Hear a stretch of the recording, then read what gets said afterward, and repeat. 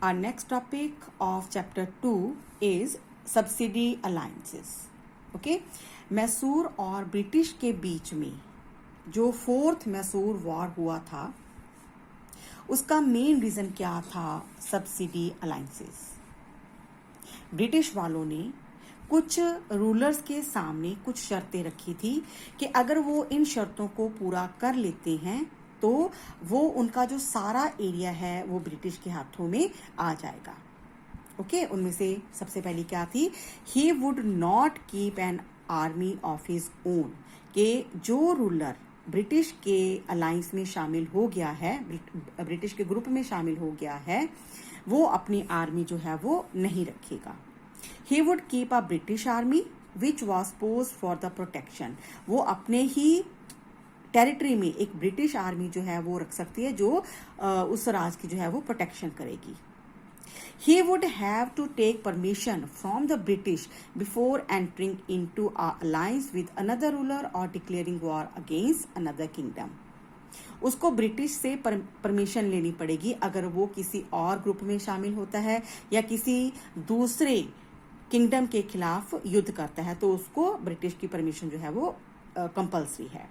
British officers called the residents would be station at the ruler court. Also, no official of any other European power would be allowed in the court. एक britisher जो officer है alliance के मतलब उसका alliance के resident में ही वो रहेगा और किसी और यूरोपियन पावर को उस एरिया में आने की जो है वो परमिशन नहीं होगी।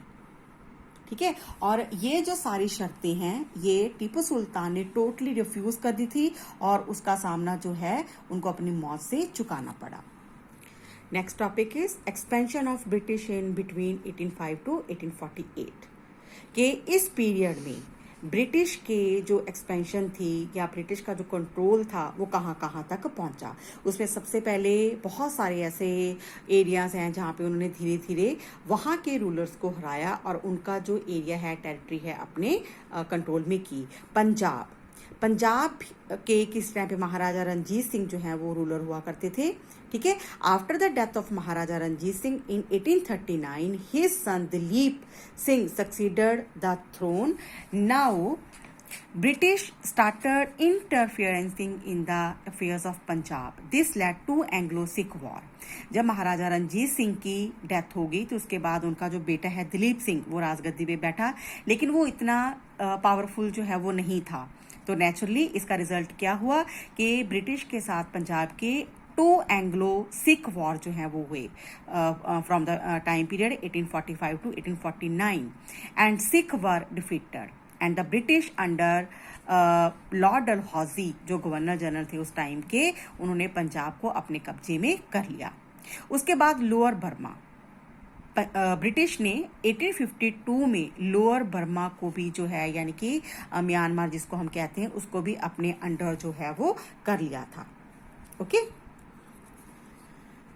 डलहौजीज पॉलिसी ऑफ एक्सपेंशन, जैसे हमें पता ही है कि British government always introduced new policy of expansion. First policy is subsidy alliances and second policy is doctrine of lapse. इस पॉलिसी में क्या था? The doctrine of lapse was freely applied by Dalhousie, according to which a independent state would pass into British hand if the ruler died without a natural heir. कि British के under वो area अपने आप ही आ जाएगा, British के हाथों में अपने आप ही उस एरिया का कंट्रोल आ जाएगा। किस एरिया का कंट्रोल? जिस एरिया के जो रूलर हैं अपना असली जो उनके जो वारिस हैं वो नहीं छोड़ के जाते। कहने का मतलब कि वो चाहते थे कि अगर किसी राजा के बेटे ने राजा बनना है तो वो उसी का ही बेटा होना चाहिए, ना कि गोद लिया हुआ।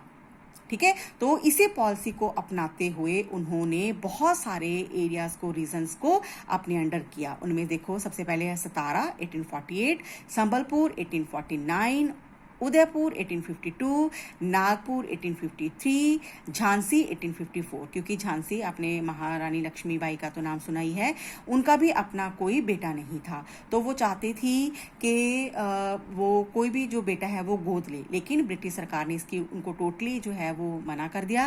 तो इसका नतीजा जो लक्ष्मीबाई जी को कैसे चुकाना पड़ा, झांसी जो है उनके ब्रिटिश के साथ लड़ाई करके, और वो बहुत बुरी तरीके से मतलब मारी जाती हैं, बहादुरी से तो लड़ती हैं, लेकिन झांसी की जो रानी हैं इस युद्ध में मारी जाती हैं, और झांसी का जो एरिया है वो ऑटोमेटिकली किसके पास चला जाता है, ब्रिटिश वालों के पास।